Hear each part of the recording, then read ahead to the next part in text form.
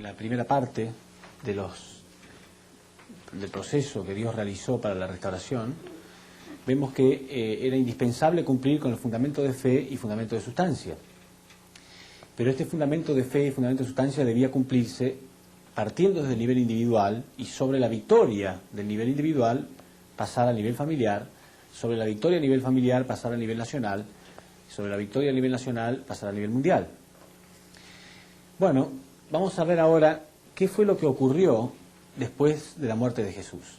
O sea, obviamente Jesús estaba en la posición de Abel, el mundo en la posición de Caín, debía unirse a Jesús. Repito las palabras de Jesús, él decía: yo soy la verdad, el camino y la vida, y nadie llega al Padre si no es a través de mí. Por lo tanto, Caín jamás debe matar a Abel. Sin embargo, el mundo en la posición de Caín terminó crucificando a Jesús. En esta conferencia vamos a ver ahora cuáles fueron algunas de las consecuencias de que esto haya ocurrido y de qué modo la humanidad tuvo que pagar el precio para recuperar la posición perdida. Esta conferencia se llama Los paralelos históricos. Acá vemos entonces que el pueblo elegido de Dios, el pueblo de Israel, se preparó sobre el fundamento victorioso de Jacob.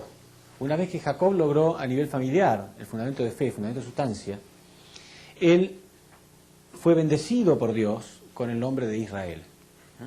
Dios le cambió el nombre y lo bendijo con el nombre de Israel. Y ahí, sobre este fundamento, sobre sus 12 hijos y 70 parientes, se estableció el pueblo elegido de Dios. ¿Cuál era la misión de este pueblo elegido? Poder recibir al Mesías.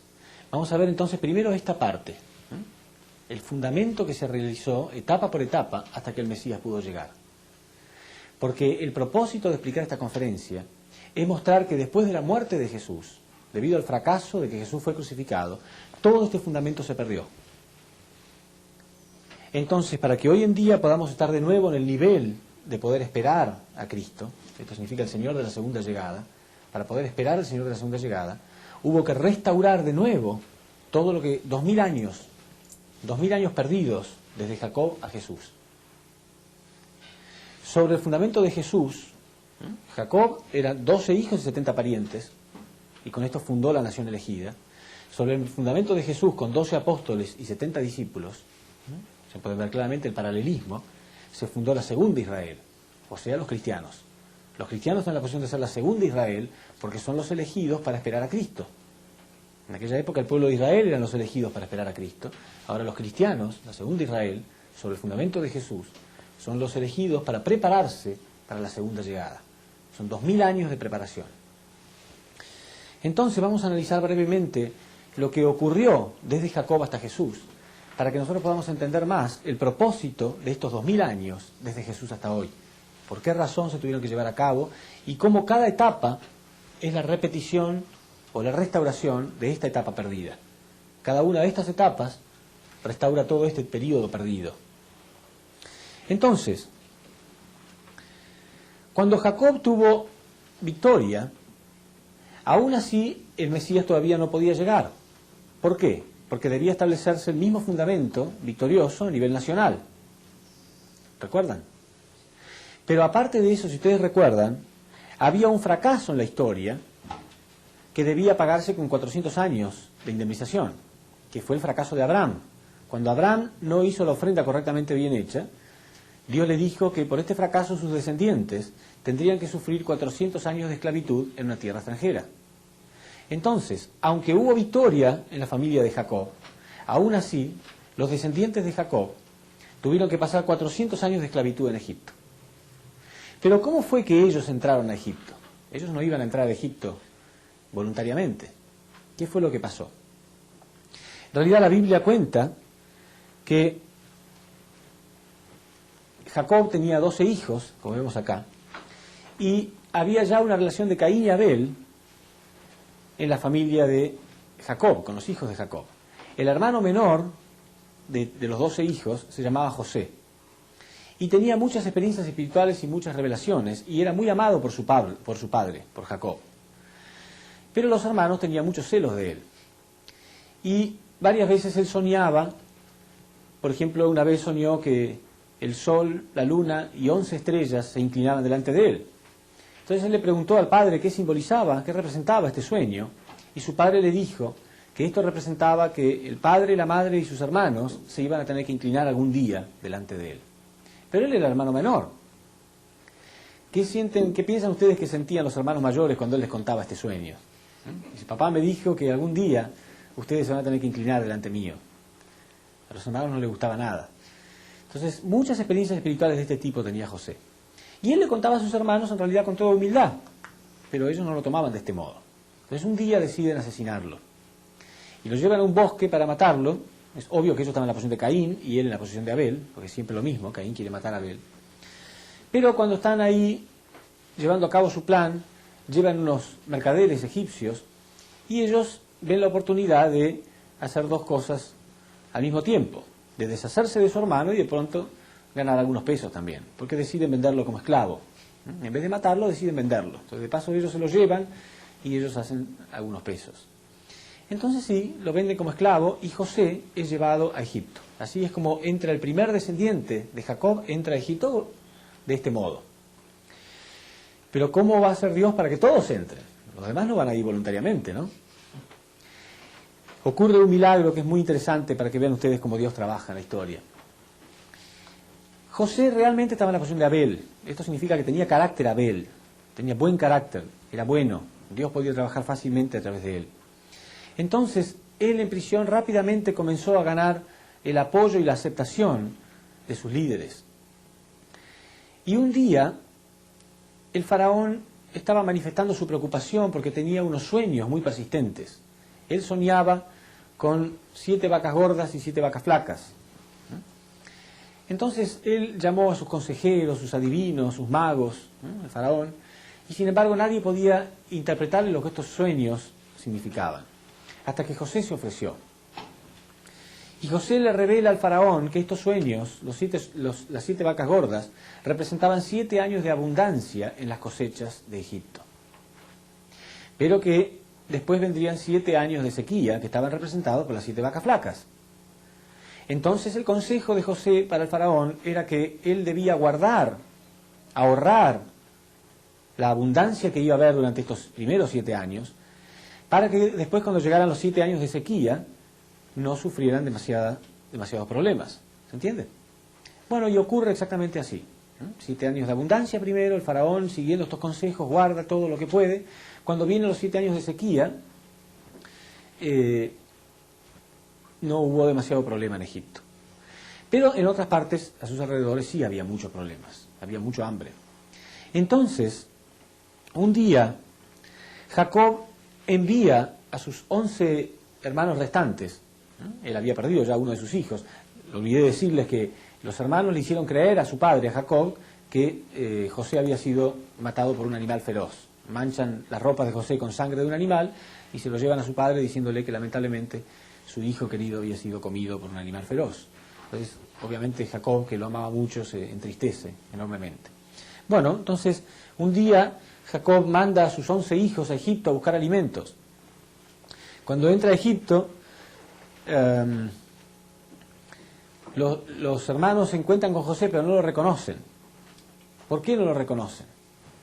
Porque José, después del favor inmenso que le había hecho al faraón, es nombrado primer ministro de Israel, líder máximo, de Egipto. Solamente el faraón estaba por encima de él, solamente el faraón, todos los demás estaban por debajo de él. Milagro de Dios. Él entró como esclavo, pero por su actitud de servicio, él llegó a estar en la posición máxima. Entonces, cuando los 11 hermanos llegan, obviamente ellos no lo reconocen, porque nunca iban a imaginar que uno de los líderes máximos de Egipto fuera su hermano, que fue entregado como esclavo. Pero él sí los reconoce a ellos. Y él no tenía ningún resentimiento. Es semejante a cuando Jacob se encontró con Esaú. No tenía resentimiento, él solamente quería abrazarlos. Entonces él se va a un lugar a llorar en secreto, porque estaba tan emocionado de ver a sus hermanos. Pero él quería ver a su padre, a Jacob, a su padre amado. Pero imagina ustedes que José podría decirles a los hermanos: yo soy José, traigan a papá, que quiero saludarlo. No, porque de este modo los hermanos tendrían que primero confesarle a Jacob que ellos hicieron toda esta trampa de que lo hicieron pasar por una persona muerta cuando no era verdad. Entonces esto no iba a ocurrir de ese modo. Entonces José piensa, y cuando ellos están por salir de Egipto, él les pone algunas cosas de valor entre sus pertenencias, los hace interceder antes de la salida, los revisan y los hace pasar por ladrones. Entonces los llevan delante de José como ladrones. Y él dice, ¿por qué han venido acá a robar? Y los hermanos dicen, no, nosotros no hemos venido a robar. Hemos venido solamente enviados por nuestro padre a comprar cosas, comprar alimentos. ¿Cómo? Entonces, ¿qué son estas cosas de valor que ustedes tienen? No sabemos cómo aparecieron acá. No, eso es increíble. Yo no puedo aceptar algo así, decía José. Entonces, si es verdad lo que ustedes dicen, me tienen que dejar de rehén al hermano menor, a Benjamín, me lo tienen que dejar de rehén y vayan ustedes a buscar a su padre para que dé testimonio de ustedes. Él lo único que quería hacer era juntar a toda la familia. Entonces los hermanos van y le dicen a Jacob, y Jacob se preocupa muchísimo, porque dice, ya perdí a mi hijo menor José, ahora voy a perder a Benjamín, y se entristece inmensamente. Pero los hijos lo convencen de que no, de que si él va realmente nada va a pasar. Bueno, entonces van. Ahí por primera vez en muchos años están reunidos de nuevo los 12 hijos y el padre. Cuando José los ve, él ya no puede aguantar más las lágrimas y se pone a llorar y les revela quién es. Les revela que él es José. Los hermanos cuando ven esto no pueden creerlo. Es el líder máximo, era su hermano. Entonces, ¿qué hacen? Se inclinan delante de él, tal cual como estaba dicho en la profecía. Bueno, de este modo entonces, obviamente Jacob y sus 12 hijos y 70 parientes se quedan a vivir en Egipto porque uno de sus familiares estaba en una posición de liderazgo y era muy cómodo para ellos. Y así es como entra en Egipto. Pero después el faraón que lo nombra primer ministro a José muere. Y los faraones subsiguientes no tienen ninguna simpatía con ellos, con los israelitas. Entonces los van esclavizando poco a poco. ¿Vieron qué astuto que es Dios? O sea que de ese modo Dios logra que todos ellos entren como Egipto y después los esclaviza. Porque había que pagar esos 400 años que quedaron pendientes por el fracaso de Abraham. ¿Se entiende? Bueno, en este periodo es como la etapa de formación de una nación. Porque ellos ya son una nación, pero son una nación dentro de otra nación. Son una nación esclavizada. Pero aún así ya eran como la etapa de formación de una nación. ¿Se entiende? A pesar de que ellos eran esclavos, ellos guardaban la identidad de ser los elegidos de Dios. Ellos se sentían los elegidos de Dios.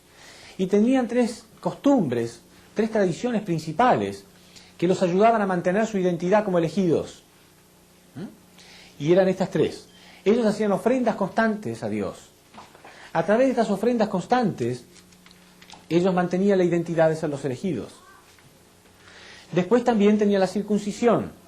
La circuncisión, como mencioné en algún momento de las conferencias, era una operación que se le practicaba, hasta hoy en día, a los israelitas, en su órgano sexual, a los hombres, para que derramaran sangre a través de ella apenas nacen, a los 8 días. Es una buena pregunta hacerse por qué justamente el pueblo elegido de Dios es el que tiene que derramar sangre de sus partes sexuales. Porque el pueblo elegido es el encargado de indemnizar la caída del hombre, que fue un acto sexual ilícito. Y también guardaban el sábado como el día sagrado. Entonces, a través de estas 3 tradiciones, de estas 3 costumbres, ellos mantenían, a pesar de ser esclavos, la identidad de ser los elegidos de Dios. ¿Entienden? Quiere decir que era una nación, pero era una nación en estado de formación, porque eran esclavos todavía. Pero hacia el final de este periodo, cuando terminan los 400 años, Dios utiliza a un israelita para liberarlos de esta esclavitud y llevarlos a Canaán, las tierras que Dios les había prometido. Esta persona, encargado de hacer esto era Moisés. Pero algunos de los detalles que yo les voy a contar acá, en esta historia, quizá ustedes al principio no le encuentren valor por qué los estoy mencionando, pero lo menciono para que cuando veamos los paralelismos acá, cómo se repite la historia. Acá ustedes van a ver que la historia se repite con periodos de tiempo iguales, con personajes semejantes, con situaciones semejantes, cada una de ellas. ¿Por qué los últimos 2000 años son la repetición de 2000 años antes de Jesús? Porque todo es una preparación para la llegada de Cristo. Entonces, algunos de los detalles que yo les voy a contar acá, se los cuento para que ustedes después vean cómo se repiten, nada más. Entonces, ¿cómo hace Dios ahora para liberar a este pueblo? Para introducirlos como esclavos, Él tuvo que utilizar una estrategia muy astuta. Ahora también tiene que utilizar una estrategia muy astuta para liberarlos. ¿Qué hace Dios? Bueno, el faraón había visto que los israelitas estaban multiplicando mucho. Claro, era una nación dentro de otra nación. Ya no era un numerito de esclavos nada más, un grupito. Era una nación dentro de otra nación. Entonces, el faraón se dio cuenta que los israelitas estaban multiplicando de más. Y pensó que si algún día los egipcios eran invadidos por los enemigos, los esclavos se iban a poner, por supuesto, del lado del enemigo. Quiere decir que sería como tener el enemigo dentro de casa mismo. Entonces no le gustó que se multiplicaran tanto y decidió que cada vez que nacía un niño varón tenía que ser asesinado, tenía que ser eliminado para que no se multiplicaran tanto. Y ahí nace Moisés.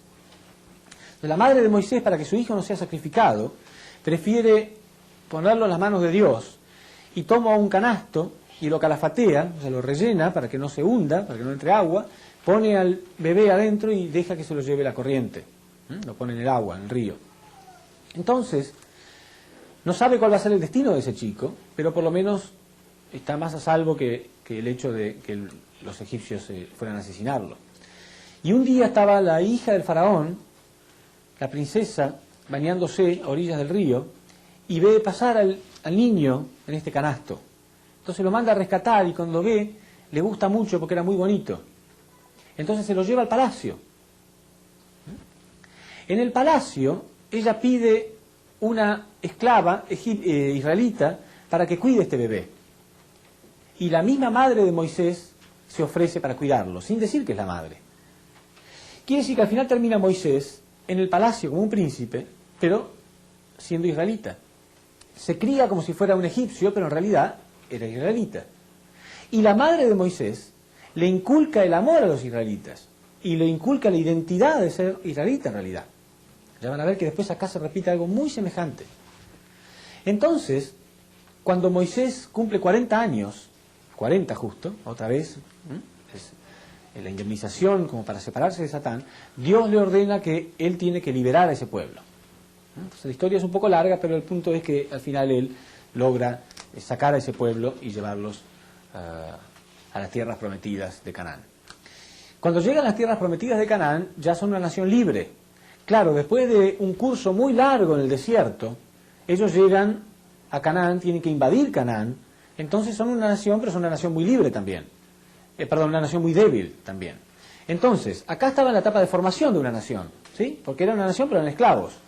Acá ya estaba en la etapa de crecimiento, porque por lo menos ahora eran libres. Pero sin embargo todavía era una nación débil. Recién llegaban a Canaán. Y ahí comenzaron a organizarse a través de los jueces. Este periodo se llama el periodo de los jueces. Cada juez, o sea, ahí es donde comienza la sociedad feudal israelita. La sociedad feudal, feudalismo significa un sistema de gobierno en el que se dividen las tierras. Se dividen las tierras. ¿En cuánto se dividieron? En 12, porque cada tribu tenía una parte de las tierras. Y cada tierra era dirigida por un juez. Los jueces tenían 3 funciones al mismo tiempo. La de rey, la de supremo sacerdote y la de profeta. Al mismo tiempo. Un juez era como un profeta, un sumo sacerdote y un rey al mismo tiempo.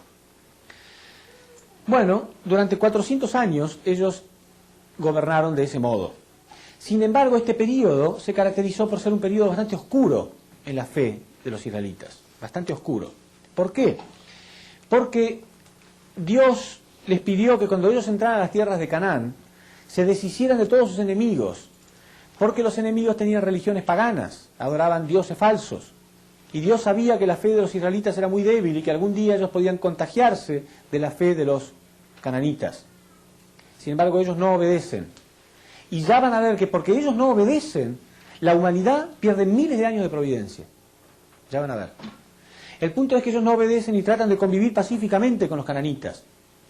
Y van a ver que después esto da sus consecuencias y al final termina Satanás invadiendo. En fin, el hecho es que ellos confunden su fe y se produce un periodo oscuro en el periodo de los jueces. Cuando termina este periodo de los jueces, el último de los jueces, Samuel, por orden de Dios, corona al primer rey israelita, que es Saúl, dando origen así al periodo del Reino Unido. Entonces acá aparece el primer rey israelita. Bueno, este rey tenía una función principal él tenía que construir un templo sagrado, la casa de Dios, el primer mandato que Dios le había dado. Y dentro de ese templo tendrían que estar los 10 mandamientos, las tablas con los 10 mandamientos. Sin embargo, Saúl, en cuanto logra la posición de rey, él olvida rápidamente su misión sagrada. Eso es muy común. Muchas veces Dios elige a una persona por sus condiciones, por sus características, y la tiene que poner en la posición más elevada para que influya de algún modo sobre otros. Pero como el hombre es caído, cuando tiene una posición elevada enseguida se pone arrogante y se olvida su verdadera misión. Se marea con su posición y su arrogancia y se olvida de la humildad que debe tener para servir a otros. Entonces él olvidó enseguida su misión y se empezó a marear y a enviciar con el poder. Solamente estaba enfocado en hacer un ejército cada vez más poderoso nada más, no en hacer la voluntad de Dios. Y él olvidó construir el templo, nunca lo hizo. Entonces Dios lo tolera durante 40 años. 40 años, a ver si él hasta ese momento puede hacer alguna condición de establecer ese fundamento que tenía que establecer. Sin embargo, no lo hace. Entonces Dios lo destituye y en su lugar pone como rey a David. Y David, dice la Biblia, consigue todas las cosas para construir este templo.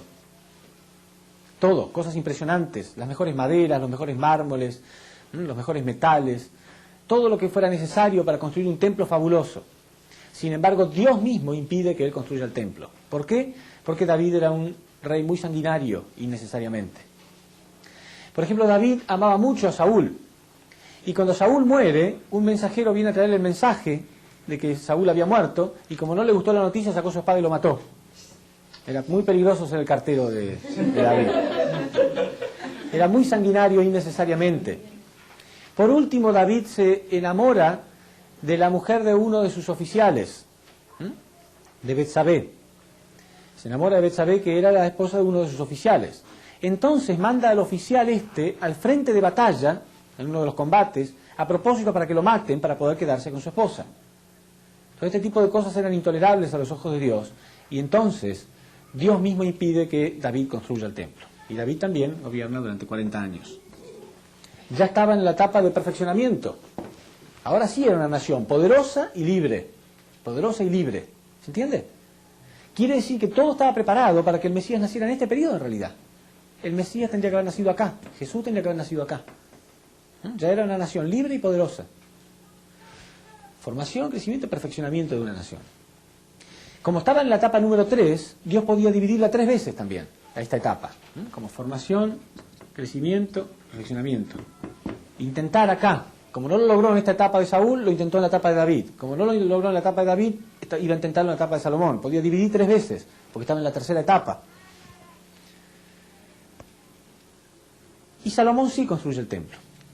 Salomón sí logra construir el templo. Quiere decir que acá hay una victoria parcial del lado de Dios.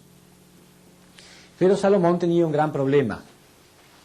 Una gran debilidad, que eran las mujeres. Él tenía como 300 esposas y 700 concubinas, dice la Biblia. 1000 mujeres. Aún tuviera una diferente cada día, le alcanzaba para 3 años no repetir la misma mujer. Era muy bajo, muy caído. Pero lo más grave era que la mayoría de esas mujeres eran de tribus paganas, cananitas. Adoraban ídolos falsos. Y al final terminan pidiéndole a Salomón que él también adore a sus ídolos falsos, y dentro del templo también. ¿Entienden? Entonces al final el templo mismo es invadido por Satán, y Salomón es invadido porque inclinarse delante de uno de esos ídolos falsos es como inclinarse delante de Satanás. ¿Se entiende? Entonces ya Dios no podía dividir más esa etapa, y todo esto se perdió, todos estos 3 periodos se perdieron.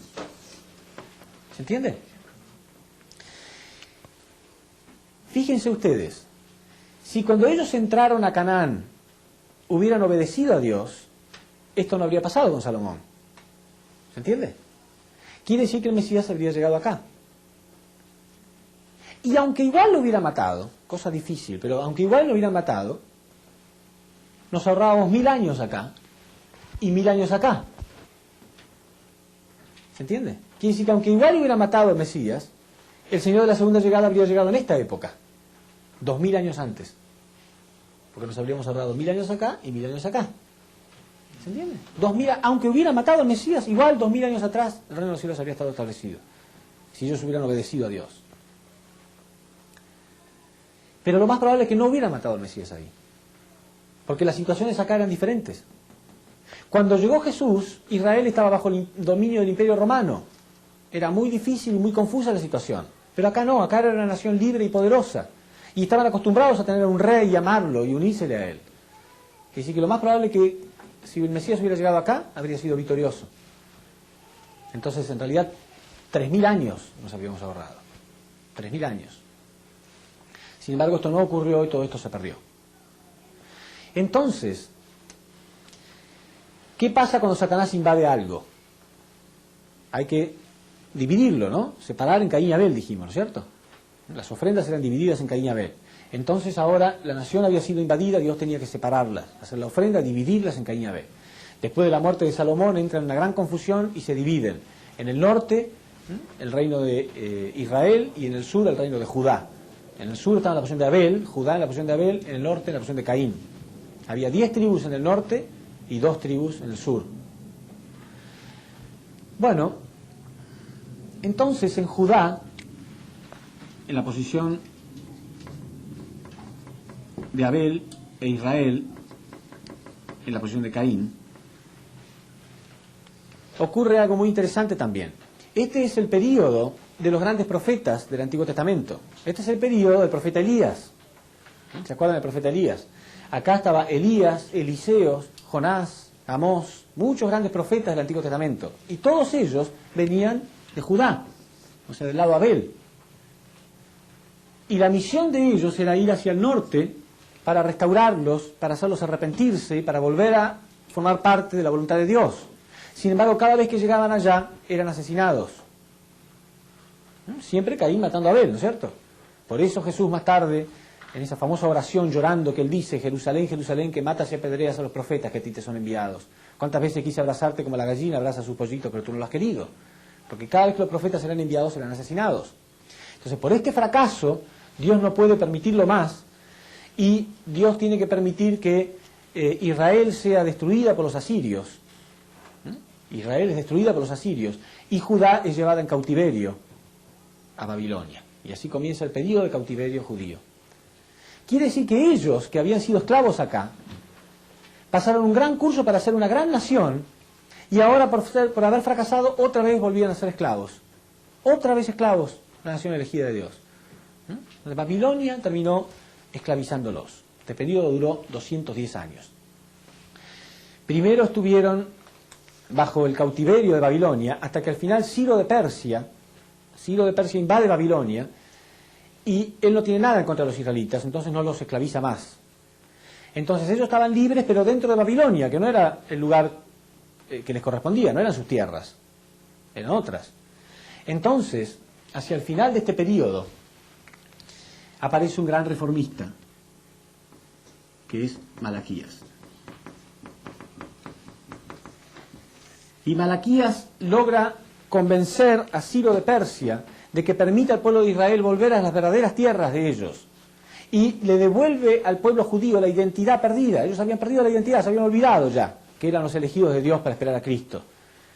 Entonces Malaquías les devuelve la identidad de ser los elegidos de Dios, los convence de volver de nuevo a Canaán, de reconstruir el templo que había sido destruido por los asirios. Y así comienza el último periodo de preparación para la llegada de Cristo. Ellos retornan a sus tierras y se preparan de nuevo como una nación verdadera para la llegada de Cristo. Y este último periodo de preparación para la llegada de Cristo, acá aparece un múltiplo de 40, 400 años duró este periodo, es para purificar todos los fracasos anteriores. 400 años de indemnización para realmente prepararse para la llegada de Cristo. 400 años más tarde entonces llega Jesús. Se dan cuenta que Jesús conocía perfectamente todo lo que había pasado en la historia, los miles de años de sufrimiento, de esclavitud, de sangre, para que Él pudiera llegar. Y no solamente de esta nación, porque esta es una nación que es la más importante porque es la nación elegida de Dios. Pero ¿qué pasa con el resto del mundo? El resto del mundo también son hijos de Dios, también tienen que ser salvados. Por eso Jesús oró de este modo en el jardín de Getsemaní, que cayó rostro en tierra, como hablamos antes, llorando y pidiéndole a Dios Padre si es posible que este cáliz pase de mí, porque él sabía todo lo que había sufrido Dios y todo lo que había preparado para que él pudiera nacer, el único sin pecado original. Por eso Jesús oró de este modo. Cualquiera que entienda la inmensa preparación que tuvo que hacer Dios para que este hombre pueda llegar. Acuérdense, desde que estamos hablando desde Adán y Eva, con Caín y Abel en la época de Noé, con Sem y Cam, y después en la época de Abraham, y después en la época de Isaac, y después recién la victoria de Jacob, y después de la victoria de Jacob, la victoria de Moisés, todo el curso de Moisés para sacar a la gente y llevarla a la tierra prometida, todo este curso inmenso, después otra vez volvieron a ser esclavos, todo esto para que este hombre pudiera nacer. Es ridículo pensar que en realidad la misión nuestra es crucificarlo. Es ridículo. Jesús nunca debería haber sido asesinado. Sin embargo, los israelitas no entendieron esto y terminaron crucificando a Jesús. Por lo tanto, todo esto se perdió. Entonces, la nación elegida se formó con Jacob, 12 hijos, 70 parientes. Entonces ahora los elegidos son los cristianos, con Jesús, 12 apóstoles, 70 discípulos. Exactamente igual. Esta es la base de la segunda Israel. O sea, los cristianos están en la posición de ser la segunda Israel. ¿Qué tiene que hacer la segunda Israel? Indemnizar y pagar y restaurar todo este fracaso. No puede llegar el Mesías hasta que no sea restaurado todo este fracaso anterior. Entonces, ¿qué es lo primero que Jesús les ordena a sus discípulos? Después de la crucifixión de Jesús al tercer día, Jesús aparece espiritualmente a sus discípulos y les dice que la misión de ellos es ir a Roma. Entonces, Roma era el centro del mundo en aquella época. El imperio romano era poderoso y todo el mundo de algún modo estaba girando alrededor de ese maravilloso imperio. Entonces ellos tenían que conquistar Roma primero. Entonces, los discípulos de Jesús van a Roma y ahí son perseguidos. Ustedes saben que ellos vivían en catacumbas, ¿no? Las catacumbas eran como unas cuevas, que ahí tenían, eran las tumbas en realidad, eran las tumbas donde ponían ellos a los cristianos, pero también ahí hacían las reuniones, los servicios, de oración, etc. Y cada vez que eran encontrados, eran encarcelados hasta el domingo, donde para diversión del pueblo se los tiraba en el famoso Coliseo y se los hacía comer por los leones para divertir al emperador y al pueblo. Sí, a veces nosotros pensamos qué sanguinarios que eran los romanos, ¿no es cierto? Pero no es que fueran tan sanguinarios, si bien lo eran, no es esa la razón principal. La razón principal es que ellos realmente pensaban que los cristianos eran lo peor de lo peor. ¿Sí? Si ustedes ven una persona que realmente es lo peor, es un violador, criminal, delincuente, y algún día alguien dice, bueno, va a tener que ir a la silla eléctrica, alguno puede pensar, bueno, que vaya nomás. No es que uno sea tan malo, pero uno piensa que él es muy malo.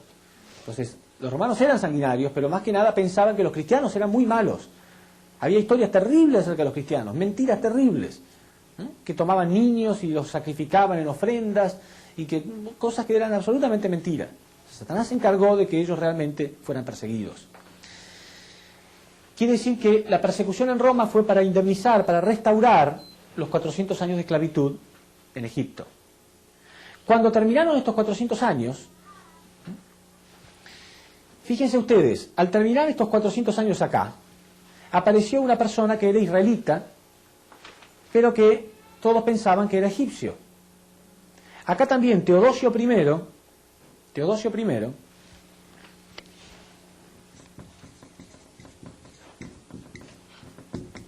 terminó nombrando al cristianismo como la religión oficial de Roma. La religión oficial. Pero todo el mundo pensaba que era un romano común, pero lo que pasa es que él era cristiano. Es exactamente igual que acá. Todo el mundo pensaba que Moisés era un egipcio común, y no era egipcio, era israelita. Todo el mundo pensaba que Teodosio I era un romano común, pero era cristiano, y cuando llegó al poder, él nombró al cristianismo como la religión oficial, y se terminó todo. Milagro, ¿no? ¿Fue casualidad que justo se terminó en el mismo periodo que terminó esto? ¿Y que justo en este mismo paralelismo apareció una persona tan semejante a Moisés? No, no es casualidad. Por supuesto, los años no son tan redondos, no es tan exacto, ¿no? Por ejemplo, esto ocurrió en el año 392. Pero es muy semejante, muy cerca. Bueno, entonces los cristianos tomaron el dominio de todo y comenzaron a dividirse las tierras también. Y ustedes saben que la sociedad, el sistema de gobierno que regía en aquella época, en la Edad Media, era la sociedad feudal cristiana. Fíjense acá, era la sociedad feudal israelita. El feudalismo es un sistema de gobierno que se divide en las tierras, dijimos. Bueno, acá también, el feudalismo era el sistema de gobierno principal. Bueno, la iglesia se dividió en varias iglesias principales, como la de Antioquía, Alejandría, Jerusalén, Constantinopla, Roma, en 5 iglesias principales, y al jefe, al director principal de cada una de esas iglesias, se le dio el nombre principal de patriarca, pero al líder de la iglesia de Roma se le dio el nombre especial de papa. Entonces cada patriarca tenía como 3 funciones principales, como la de rey, sumo sacerdote y profeta al mismo tiempo. Exactamente igual que un juez. Los jueces eran como reyes, sumos sacerdotes y profetas, los patriarcas también. Sin embargo, si ustedes recuerdan, este periodo fue un periodo que se caracterizó por la oscuridad de la fe. ¿Recuerdan cuando ellos se mezclaron con los cananitas? Bueno, acá la iglesia tuvo que expandirse. Los cristianos querían, por supuesto, evangelizar al mundo entero. Pero cuando los cristianos fueron al noroeste de Europa, se mezclaron con los germanos, que venían huyendo de los hunos, y los germanos tenían religiones paganas. Entonces los cristianos, al mezclarse con los germanos, también empezaron a heredar ciertas costumbres equivocadas. Es de esta época donde sale la costumbre del árbol de Navidad, por ejemplo. El arbolito de Navidad no tiene ninguna base bíblica. Es una costumbre que se heredó de esta época. La adoración a las imágenes. Es muy común en la Edad Media, uno entraba a las iglesias y había estatuas e imágenes por todos lados. Esa costumbre ellos la heredaron de los germanos. Y así que empezaron a confundir algunas cosas, ¿no? Fíjense ustedes que hasta todo este periodo, siempre, hasta acá, el día sagrado para guardar era el sábado. Sin embargo, acá pasó a ser el día domingo. O sea, cambió también. O sea, había unas cosas que empezaron a confundirse. Bueno, cuando terminó el periodo de los patriarcas, el Papa León III coronó al primer rey cristiano. Fíjense, fue Carlomagno. Pero Carlomagno aparece en el mismo periodo que apareció el primer rey judío, el primer rey israelita, Saúl. Y acá el primer rey cristiano aparece exactamente en el mismo periodo, paralelamente hablando. Acá dijimos Moisés aparece en el mismo periodo que Teodosio I. Acá Carlomagno y Saúl también en el mismo periodo. ¿Es casualidad? No, no es casualidad. Cada cosa, cada periodo tiene personajes semejantes, duración de tiempo semejante, porque Dios tenía que restaurar todo esto perdido. Bueno, ¿cuál era la misión acá? Crear el templo, ¿no? Bueno, acá se crearon las primeras iglesias, las grandes catedrales. En la Edad Media, todas las grandes catedrales de Europa datan de esta época. Entonces acá, con Carlomagno, comienza la construcción de grandes catedrales. Sin embargo, ellos internamente no estaban unidos, ¿no? Los reyes no habían construido el templo como Dios quería, no habían respetado ese templo como algo sagrado. Acá también, enseguida que el rey es coronado, comienza un conflicto entre el rey y el papa, entre la iglesia y el rey. Ese conflicto continuó con los hijos y con los nietos de Carlomagno. Se disputaban, la iglesia quería tener poder político, económico, religioso, etcétera, y el rey también, y no había claridad entre ellos dos. Ese poder que discutían entre ambos, se prolongó esa discusión entre los hijos y los nietos. Por último, los nietos de Carlomagno continuaron también discutiendo entre ellos hasta que se dividieron. Y así comienza el periodo del reino dividido. Se dividieron entre el este y el oeste en la posición de Caín y Abel también. Y este también, recuerdan ustedes acá, que este periodo fue el periodo de los grandes profetas, como Elías, Eliseos, Jonás, Amós. Bueno, y este periodo fue el periodo de los grandes santos. Este es el periodo de San Francisco de Asís, de Santa Clara de Asís, de Santo Tomás de Aquino, de San Bernardo. Exactamente igual. Un gran periodo, muy fructífero. Este fue un periodo muy fructífero en grandes profetas. Este fue un periodo fructífero de grandes santos. Sin embargo, ellos también eran perseguidos y no eran interpretados correctamente. Y la voluntad de Dios era que ellos pudieran restaurar a la iglesia, producir la unidad y hacer que la gente se preparara para la llegada de Cristo. Por eso San Francisco de Asís, ¿cuántos de ustedes han visto la película Hermano Sol, Hermano Luna? ¿Sí? Si ustedes recuerdan, hay una parte que es, no sé cómo manifestarla, así triste, casi cómica, dolorosa, no sé. Porque en una parte Jesús le revela a San Francisco que él restaure su iglesia. Y el pobre San Francisco interpreta que tiene que restaurar una capillita que había ahí. Lo toma literalmente y va con toda su humildad, piedra sobre piedra, hasta que al final se da cuenta que Jesús le estaba diciendo que no, que restaure la iglesia, significaba restaurar la iglesia católica. ¿Se imagina la diferencia que hay, ¿no? Entre restaurar una capillita? O sea que es cómico, pero a la vez es increíble. Jesús le ordena que tiene que restaurar a su iglesia porque están preparándose para la llegada de Cristo y no están claros, no tienen claridad, habían perdido la identidad como los judíos. Habían perdido la identidad de que en realidad tenían que prepararse para recibir a Cristo. Entonces San Francisco de Asís va directamente al Vaticano y va y habla al Vaticano con toda humildad. Pero ellos lo toman como si fuera un insulto. Porque es como que un hombre humilde le está dando un sermón al Papa.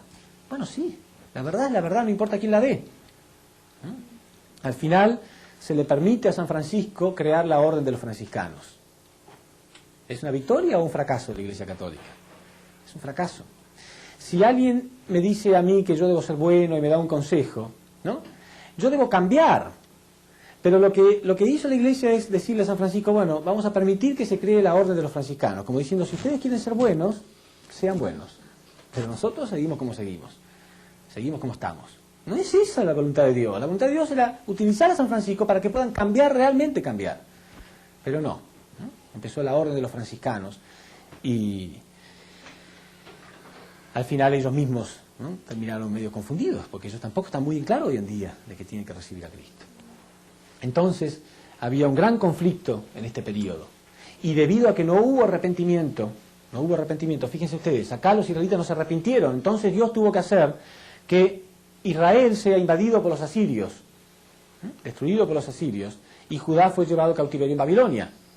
Entonces, debido a este fracaso, que la gente no se unía, en este periodo los cristianos unieron a todos los grandes señores feudales, a los monarcas, a los nobles de la época, juntando todo su dinero, y crearon un ejército, que eran las famosas cruzadas. ¿Recuerdan?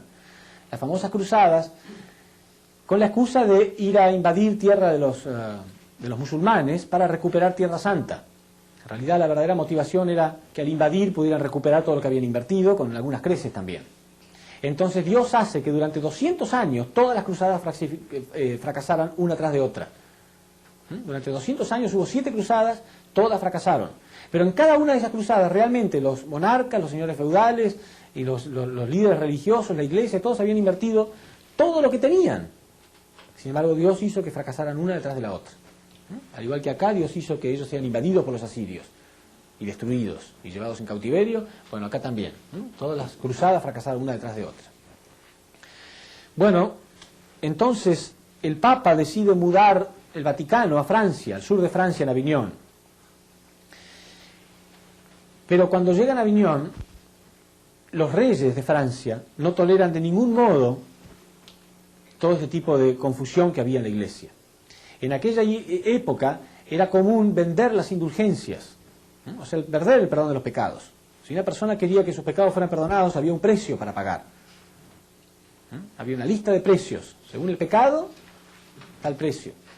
Entonces, inclusive era muy común que para las grandes personas, las grandes familias de la nobleza, era muy distinguido tener a uno de sus familiares o hijos en la posición jerarca de la iglesia. Entonces se vendía.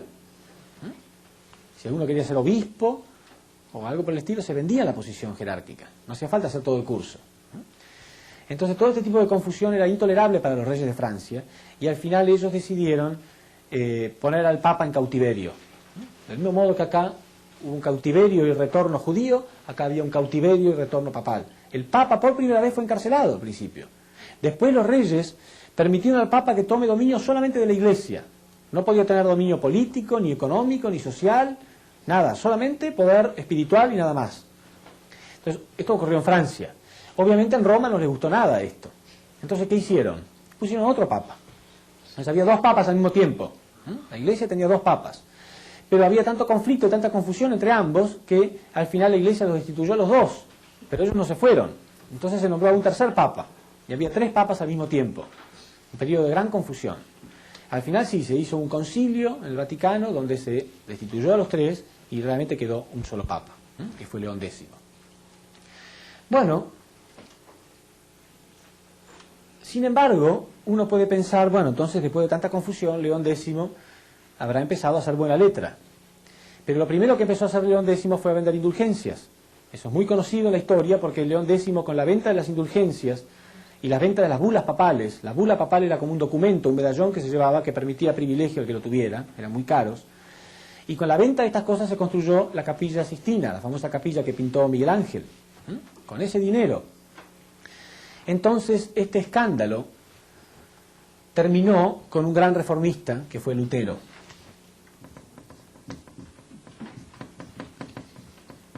Lutero, que era estudiante de teología católica, él no pudo tolerar esto. Entonces un día, fíjense, Lutero aparece en el mismo periodo que Malaquías, que fue un gran reformista también. Eso no es casualidad. Entonces un día Lutero escribió 95 tesis, 95, no 1 o 2, 95 puntos, mostrando las cosas que la Iglesia Católica no estaba bien, porque él era estudiante de teología, sabía perfectamente que no tenía base bíblica, que no era correcto, que no tenía nada que ver con la Biblia, con los Evangelios, 95 tesis. Y las pegó en la puerta de la iglesia de su pueblo. Ese domingo la gente fue a misa, como siempre, pero vieron esto pegado y alguien lo sacó y lo leyó en público, y ese domingo por primera vez nadie quiso entrar a misa. Nadie entró, y esto corrió como reguero de pólvora por toda Europa, encendiendo la llama de la reforma religiosa. Entonces Lutero le devolvió a los cristianos, a través de los protestantes, ¿no? A través de los protestantes les devolvió a los cristianos la identidad de que en realidad son los elegidos para recibir a Cristo y nada más. No tiene nada que ver con los ejércitos, no tiene nada que ver con los negocios, no tiene nada que ver con ninguna otra cosa que no sea prepararse espiritualmente para la llegada de Cristo. Les devolvió la verdadera identidad a los cristianos, exactamente igual como hizo Malaquías. ¿Se entiende? En este periodo, entonces, el Imperio Romano era más poderoso que nunca. ¿Y acá qué pasó? Esto con Lutero comenzó en 1517. ¿Qué pasó? ¿Qué pasó en 1492? Que fue cuando lo descubrieron a nosotros, ¿no? El descubrimiento de América. Y sobre todo Estados Unidos de Norteamérica se puso en la posición de Roma, está en la posición de ser un imperio económico a nivel mundial. Entonces hay mucha similitud con lo que ocurrió en esta época. 400 años más tarde de Malaquías vino Cristo. 400 años después de Lutero, ¿qué pasa en la tierra? Cuando llegó Cristo dijo: arrepiéntanse porque el reino de los cielos está cerca. 400 años después de Lutero, está todo preparado para que el reino de los cielos, por lo menos externamente, se puede ver claramente, se pueda establecer. El hombre llega a la luna, se crean comunicaciones vía satélite, naves espaciales, computadoras, un avance tecnológico y científico tan vertiginoso como el hombre no podía soñar, en apenas 30 o 40 años, muy rápido. ¿Qué fue lo que pasó en realidad? Entonces, fíjense, cada uno de los periodos se repitió exactamente igual.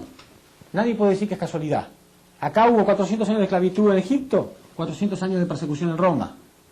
400 años de los jueces, 400 años de los patriarcas. Periodo del Reino Unido, periodo del Reino Unido. Se dividió el reino, acá también se dividió el reino. Acá fueron llevados en cautiverio, acá el Papa fue llevado en cautiverio también. Acá llegó un hombre haciéndose anunciar como el Hijo de Dios, Cristo, y acá todos los cristianos están anunciando que estamos en los tiempos de la llegada de Cristo. Cualquier cristiano sabe y siente que este es el tiempo de la llegada de Cristo. Entonces, ¿cuándo va a venir Cristo? Nosotros sabemos que Cristo llegó 400 años después de Malaquías. Y la persona que está en la posición de Malaquías es Lutero. Si sumamos 400 años, nos da 1917. Pero ahora estamos en 1993. ¿Qué está pasando en la historia humana? ¿Será posible que Cristo haya llegado ya? Eso es lo que todo ser humano debe preguntarse realmente. Y buscar a través de qué persona Dios realmente está trabajando en la tierra. Entonces, a continuación vamos a ver cómo, cuándo y dónde debe llegar Cristo. ¿Cómo, cuándo y dónde? Son las 3 preguntas fundamentales que nosotros debemos contestar. ¿Sí? Muchas gracias.